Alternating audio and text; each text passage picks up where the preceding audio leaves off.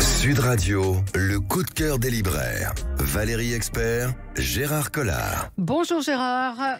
Bonjour. Tout va bien dans votre librairie, ouais, la Griffe Noire à Saint-Maur? Non, Bon. je suis super. Vous êtes en forme. Alors, votre Attendez, j'ai une surprise. Oui. Parce que alors, si on m'avait dit... Il y a une série sur Arte qui s'appelle Les Papillons Noirs. Parlez bien dans le micro, c'est un métier. Oui, c'est un métier. Je ne l'ai pas encore. Oui. Ça, je suis un débutant. Oui, j'ai vu, c'est une Voilà, formidable mais- série alors, et qui est tirée d'un roman. on me donne ce bouquin et on me dit c'est un bouquin qui est tiré de la série. Alors là, quand on me dit ça, je me dis j'en ai tellement fait, lu non, des pas du nanars. tout. Et pas du tout les enfants, c'est un polar. Mais j'ai adoré. Mais la série a été faite avant ou après? Non, la série a d'abord été faite et ils ont tiré le livre. Là, ça doit être un des scénaristes qui a écrit le livre. Hein. Et c'est génial. Alors, pour ceux qui ne regardent pas la série, mais qui n'ont regardez, pas regardé parce la que série, c'est oui, mais formidable lisez, avec Nicolas Duvauchel et c'est Nils incroyable. Arestrup. Alors, c'est l'histoire de deux esselés. Hein. C'est un jeune qui est Albert, orphelin. jeune orphelin. Et voilà. puis elle est fille de tondu. Déjà, ça commence mal. Hein. Ils se rencontrent et bon, voilà, ça fait ça quand ça match, hein, comme on dit dans les feuilletons américains. Et eux, ils ont on est dans les années 70-80, hein, bande son, musique géniale. Et eux, leur grand truc, c'est que vous, quand vous partez en vacances, vous allez au bord de la mer et tout. Non, eux, c'est des tueurs en série. Mais alors, ce qui est absolument génial, c'est que bon, déjà psychologiquement, ils rentrent ils sont super bien et vous pouvez pas faire autrement que de les trouver sympathiques. Moi, ça m'a. C'est incroyable. Vous tombez Parce vraiment. que c'est fait pour quoi. Ils sont beaux, ils sont jeunes. Mais bon. C'est un peu violent et sombre. Oui, et tout. Ah, mais je vais pas. Alors, je me suis fait trucider la semaine dernière parce que j'avais raconté trop de l'histoire du polar et qu'on m'avait dit que ça valait même plus le temps de le lire. Non, mais allez, franchement, si le livre, moi j'ai pas lu le livre, mais la série est très réussie. Le livre est vraiment une réussite et c'est vraiment un très très rare exemple où un livre est tiré d'une série, que ça soit pas de la daube, hein, parce que généralement c'est pour gagner des pépettes et puis c'est tout. Hein. Et là, vous pouvez y aller. Le type, il écrit, c'est hyper bien construit. Faut pas trop en raconter. Non, mais, voilà. Mais allez-y. Donc c'est comme la couverture. Je trouve que la couverture est très très bien. Il est belge, hein, il est né à Bruxelles, maudit, mais il met écrivain français. Alors, voilà. M-O-D-Y, c'est aux éditions du Masque et aux éditions Arte. En même temps, ça s'appelle Les Papillons Noirs. Et effectivement, vous pouvez regarder la série. Je ne sais pas dans quel sens il faut le faire. C'est compliqué. Moi, j'ai lu le livre et j'ai lu des articles où les gens disaient qu'en fin de compte, d'avoir regardé la série avant, ça donnait encore plus de saveur au livre. Donc, allez-y, je vous donne. Voilà, on peut le lire comme ça. Qu'est-ce qu'on lit encore? Alors, j'ai un petit livre que j'ai adoré de Catherine Lecando qui s'appelle le portrait de Greta G aux éditions des Pérégrines. Et alors, il y a plein de générations qui ne connaissent pas Greta Garbo. Hein, c'est incroyable. Je vais vous dire, moi, ça me fait peur parce que. Un petit peu quand même. Bah oui, Corneille aussi, hein, oui. je veux dire, si moi comme ça, on lit plus rien et on regarde plus rien. Et donc, son histoire, elle est absolument géniale. On est à New York dans les années, je crois que c'est les années 80, et elle va au cinéma voir un de ses films. Et là, dans la salle, il y a des gens. Alors, la salle, elle est pas remplie, hein. Dans ce livre, c'est les échanges entre les souvenirs c'est la vie de Greta Garbo, hein, et puis les destins de ces gens qui sont, il y a une comédienne, il y a un scénariste et tout. Et j'ai adoré parce que Greta Garbo, en fin de compte, je connaissais rien du tout. Et on va découvrir comment elle est arrivée aux États-Unis, comment elle a fait du cinéma et tout. Et alors, il y a la question, c'est de savoir, on la voit plus nulle part. Alors, est-ce que c'est parce qu'elle n'a rien à dire ou alors c'est parce qu'elle a très bien contré son histoire et qu'elle se crée son mythe de son vivant. Et alors vous commencez là-dedans. Du coup, j'ai été revoir la reine Christine. Ah ouais. Ouais, non mais et bon alors il faut faire un petit effort hein, parce que c'est quand même comme dirait l'autre, ça date, mais c'est un beau classique. Allez-y, c'est très très bien écrit. J'ai été surpris parce que franchement Greta Garbo, c'était pas ma tasse de thé. Et vous, en plus il y a New York, il y a des destins, voilà, il y a des multiples destins qui tournent autour de cette femme. Et puis cette femme, la façon dont elle parle, j'étais très touché, très voilà. Ça sort du côté froid dont on a fait. vous parlez de Greta Garbo, je vais faire le lien. Alors redites le titre. Alors ça s'appelle Le portrait de Greta G de Catherine Lecando aux éditions des Pérégrines et c'est une petite merveille, franchement. Voilà. Ce livre qu'on avait beaucoup aimé, voilà, Gérard Collard, un des grands livres de l'année. Ah ouais, non mais j'ai adoré ce livre. Mais vous le aussi, secret, oui, Le secret Hemingway, Brigitte Kernel, ça sort en collection de poche, 7,90 €. Franchement, Prenez ce livre, vous ne serez pas déçus. Alors je ne connaissais pas du tout moi cette non histoire. Plus, le fils d'Hemingway qui était un travesti. Absolument, ce qui pour Hemingway était inconcevable. C'est Gloria, née Gregory Hemingway. Et qui en demande d'amour de son père. Hein, et ce Hemingway, c'est... Et Brigitte Kernel, elle raconte magnifiquement bien les tout lire d'elle histoires. Parce que tous les sujets qu'elle a traités, les personnages qu'elle a traités, elle nous fait rentrer dedans, mais sans démagogie, sans facilité. Et là, c'est vraiment une plongée dans le travesti. Et puis, il y a aussi Jour brûlant à Key West, qui existe aussi en J'ai lu, qui est formidable. Il y a un épisode qu'on ne connaît pas de la vie de Françoise Sagan, qui se retrouve à Key West avec Truman Capote. Et qui décide, elle est en signature à New York, et elle s'en va parce qu'elle en peut plus. Voilà. Et puis là, vous allez retrouver, elle est à Key West, alors le sable, et puis tout c'est. On redécouvre une autre Sagan. Allez-y. Mais ça, c'est vraiment cette histoire incroyable. Incroyablement moderne et contemporain. Grégory qui devient Gloria, c'est un roman très touchant, très bien écrit. Donc Brigitte Kernel, Le secret Hemingway, j'ai lu. C'est l'histoire d'un fils en recherche d'amour. Et justement. On l'a pas fait exprès, mais on est géniaux. Oui, formidable. On a de la transmission de pensée, tout. Il y a un livre de Angelo Arancio qui s'appelle Un fils à l'échelle du temps. Alors j'ai beau tout faire à la librairie pour le vendre, je ne sais pas pourquoi les gens n'accrochent pas. Je sais pas si c'est. Alors essayez de nous convaincre. Ben non, mais il y a des livres comme ça, on peut tout faire. Enfin, c'est vraiment une bouée de sauvetage. Hein. C'est l'histoire d'un fils. Sa mère est morte il y a 17 ans. Et puis il lui en veut beaucoup parce que elle lui a jamais dit je t'aime. Et lui, il est aussi en demande d'amour et il lui en veut. Et au bout de 17 ans, il va se passer quelque chose. Vous découvrez pourquoi. J'ai pas vous non plus. Et il va essayer de retrouver sa mère à travers pourquoi elle ne lui disait pas pourquoi elle disait je t'aime et tout. Et là alors faut expliquer que cette femme, elle vient de la Sicile, c'est ces émigrés qui venaient, ça se passe dans les mines du milieu de la France et bon c'est des gens très très durs nous ici on est dans notre canapé voilà, on prend et là on va découvrir le travail de cette femme avec son mari, ses enfants et vous allez découvrir il fait un parcours, alors il parle de sa vie aussi, parce que sa vie elle est bouffée par ce manque d'amour. C'est absolument merveilleux, c'est un espèce de monologue. Alors quand je dis monologue, tout le monde se tire, en fait c'est lui qui raconte, et c'est plein de destins qui s'entrecroisent et qui tournent autour de ce besoin. C'est un livre universel, c'est merveilleusement écrit. Moi j'ai été pris dedans une fois, parce que la recherche de la mère avec en ce moment, avec tout ce qui se passe et tout, je me suis dit je vais encore me suicider, je vais me prendre encore une pilule avant de la fin, et absolument pas, vous êtes dedans, et je trouve c'est merveilleusement écrit, le sujet est somptueux, enfin je sais pas comment parler, mais allez-y. Alors ça s'appelle Un fils de Angelo Arancio, c'est un éditeur qui s'appelle L'échelle du temps, c'est trouvable, il n'y a pas de problème, et c'est une petite merveille, franchement. Alors un polar, Un profond sommeil de Tiffany K. Tyson, c'est chez Sonatine. Je ne sais pas si vous l'avez lu. Parler, donc c'est une plongée vertigineuse au cœur du sud des États-Unis. C'est dans l'Amérique profonde, celle des oubliés, des laissés pour compte qu'on connaît. Ça se passe dans les années 70. C'est un thriller qui raconte l'histoire de cette famille du Mississippi aux Everglades. Donc il y a Willett et Roberta. Ils sont deux ados qui on va découvrir aussi les superstitions qu'il y a dans le sud profond des États-Unis, et ils partent dans le delta du Mississippi. Quand ils reviennent, leur petite sœur qui a 6 ans a disparu et ils vont tout faire pour la retrouver. Donc on sent l'humidité des Everglades, de la Floride. Voilà, c'est un roman très noir, assez douloureux, mais qui est tout à fait prenant. Donc ça s'appelle Un profond sommeil de Tiffany K. Tyson et c'est chez Sonatine, un très bon cru pour Sonatine. Juste pour signaler signaler les gens qui avaient adoré. Il y avait le premier tome qui est paru en folio il n'y a pas longtemps de Jen Howard qui s'appelle La saga des Casalettes. Il y avait le tome 1 qui est paru. Et là vient de paraître le tome 2. Alors non seulement vient de paraître le tome 2 en folio, mais il vient de paraître aussi le dernier tome aux éditions Quai Voltaire en grand format. Et là, ça a été un événement et c'est un monument parce que c'est l'histoire de cette grande famille bourgeoise anglaise. Et vous allez voir, en fait, c'est une histoire de l'Europe et de l'Angleterre à travers cette famille avec les femmes, avec la modernité qui arrive, le conservatisme et tout. C'est vraiment hyper bien écrit et c'est vraiment... Alors là, pour pas cher, vous avez quand même au moins 1000 pages de lecture. Hein. Alors, allez, ça s'appelle La saga des Casalettes et là, effectivement, c'est un moment... C'est le tome 2 en folio.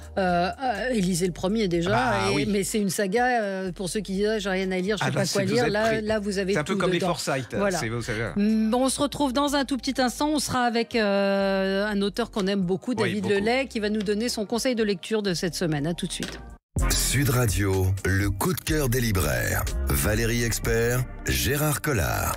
Comme chaque semaine, un auteur, un libraire, une personnalité nous donne son coup de cœur, de la rentrée ou pas d'ailleurs. C'est quelqu'un qu'on aime beaucoup aujourd'hui, David Lelay. Oui, enfin, n'en faites pas trop non plus. Voilà, mais si, on le suit depuis longtemps. Poussière d'homme, si vous ne l'avez pas lu, est un livre magistral, un livre qui existe en collection de poche. Et votre dernier livre, Je suis la maman du bourreau, qui est paru aux éditions Héloïse d'Ormesson, qui a reçu le prix Chabrol.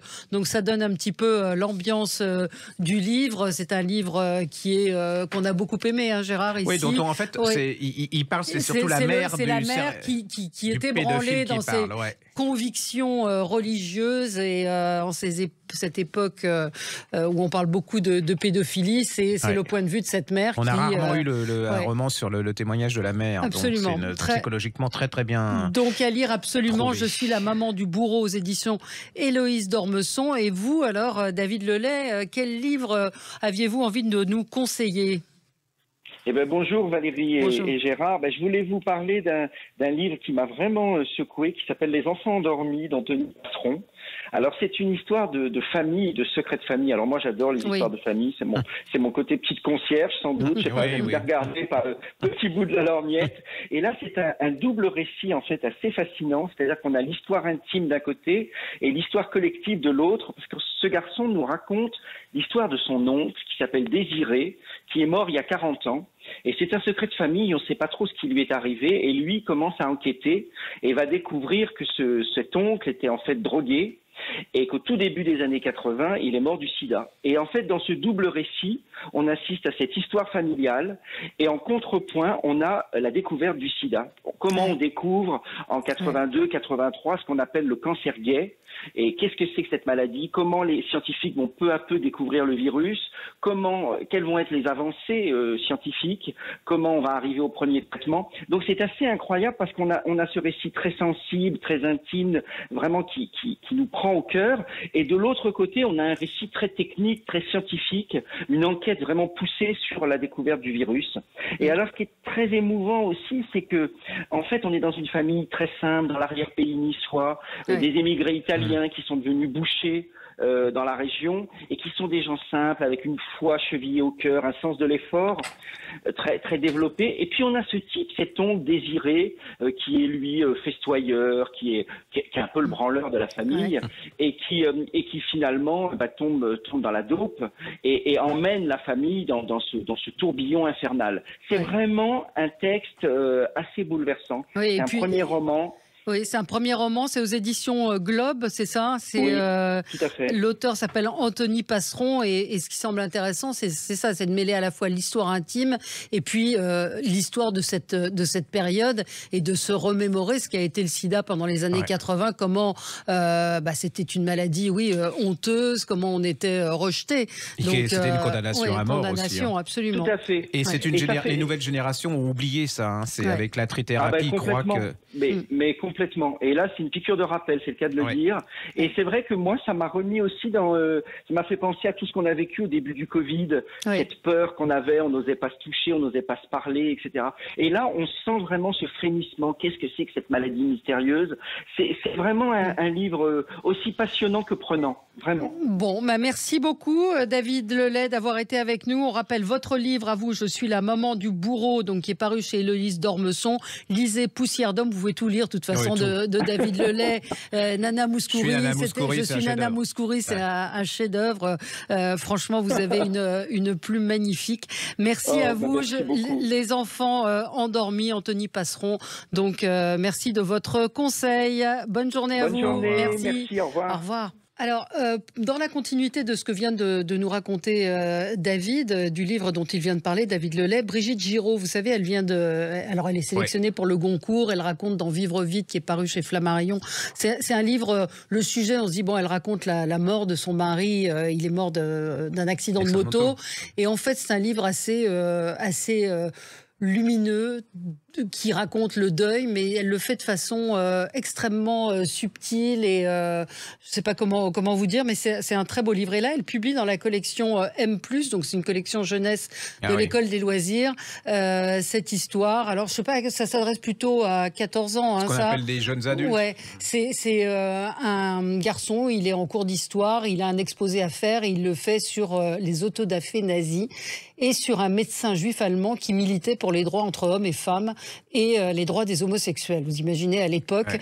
Et donc, il fait cet exposé, mais c'est aussi pour raconter que lui, il est homosexuel.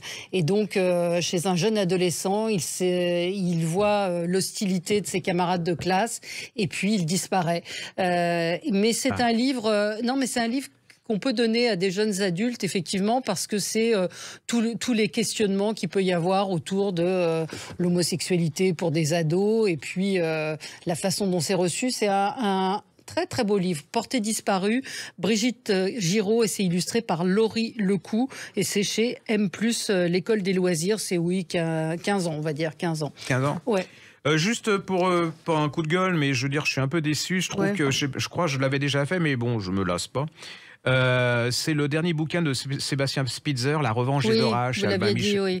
Et il marche pas. Il marche, mais très moyen. Je sais pas pourquoi, alors que c'est une...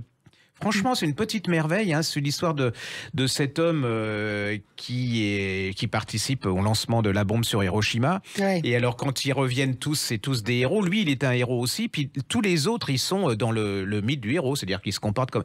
Et lui, dès le départ, quand il va revenir, il va tomber dans la dépression. On va voir comment toute la famille chute avec lui parce que il se rend compte de ce qu'il a fait, quoi. Il a participé à ça. Et c'est un très, très joli livre. Enfin, c'est pas joli, c'est pas le terme, c'est-à-dire que pour la fin, on a le contre-coup des héros, donc on a cet homme, une histoire vraie, c'est tiré d'une conscience d'une histoire vraie. Et là, on voit que ça n'a pas été aussi évident qu'on le dit. Je veux dire, tout le monde n'est pas un héros, et que est-ce que pour être un héros, il faut pas être insensible quelque part? Alors cet homme, il est certainement trop insensible. Enfin, est-ce qu'on est trop sensible? En tout cas, allez-y, parce que c'est vraiment psychologiquement d'une rare finesse. Il n'y a pas de jugement de valeur là-dedans. Il explique la vie de cet homme, comment sa descente aux enfers, la descente avec sa famille, la honte. Je trouve que c'est absolument... ça va à l'encontre un peu de ce qu'on a tout le temps. C'est-à-dire le héros à la John Wayne qui vont arriver... Et fier de ce qu'ils ont fait. Lui, il n'est pas forcément très fier. D'ailleurs, Sébastien Spitzer, il faut tout lire parce qu'il est très discret et tout. Il a un style qui est au service de l'histoire. Et je trouve que c'est un très, très émouvant personnage que cet homme. Donc, ça s'appelle La revanche des orages de Sébastien Spitzer, et c'est chez Albin Michel. Un petit livre jeunesse, on a dit qu'on en ferait. Voilà, mon pantalon a disparu. Et alors, c'est l'histoire de... Alors, c'est un koala, mais alors, son prénom, forcément, je trouve que c'est bien trouvé. Il s'appelle Nicoala. Donc, Nicoala, pardon. Nicoala. Et alors, c'est l'histoire d'un petit koala, il va à la piscine. Le problème, il va dans le vestiaire et son pantalon a disparu. Et là, c'est l'histoire, qu'est-ce qu'il va faire? Et il va se retrouver sans pantalon, en caleçon. Il va arriver plein d'aventures avec, il y a plein de personnages. Hein, puis il y a des petits pandas. Ouais, sur le podcast, allez-y, parce qu'on vous mettra les images sont très belles. Les images sont très très douces. C'est comme un doudou, les images. J'adore ce genre de bouquin. Ouais. Et puis, c'est plein de rebondissements, c'est plein de sourires, plein d'humour. Et puis, bon, vous allez voir comment ça va finir. Est-ce qu'il va retrouver son pantalon? C'est très joli. C'est chez Mijade et ça s'appelle Mon pantalon a disparu. Christine Naumann-Villemain et Quentin Gréban. Petit livre jeunesse. Important de faire lire à vos enfants petits. Il en restera forcément quelque chose. C'est une habitude. Moi, j'arrête pas de me le dire. C'est que voilà. C'est une habitude. Un essai dont vous voulez parler? Il y a une chose que je viens de lire de Amine Elbaï qui s'appelle Je ne me tairai pas chez Robert Laffont. C'est l'histoire de ce monsieur qui a témoigné, qui habite à Roubaix, et qui a témoigné. Sa petite sœur est partie en Syrie. Et là, c'est ça. Voilà, il raconte comment il a vu l'islam radical arriver.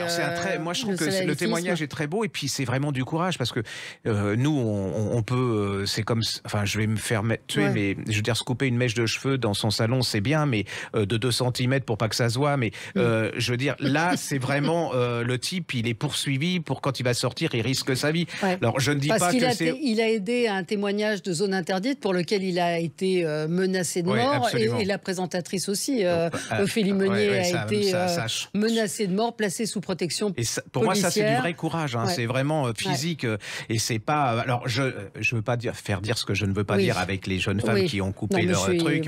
Mais voilà, je trouve que ça remet en valeur, en échelle de valeur et de dangerosité quand il y a certains témoignages. Et je trouve que ce genre de bouquin, je les lis pas normalement. Et j'ai été très touché par ce bouquin. Donc ça s'appelle Je ne me tairai pas, Amine Elbaï, c'est chez Robert Laffont. On a déjà fini. Voilà, merci, à la semaine prochaine.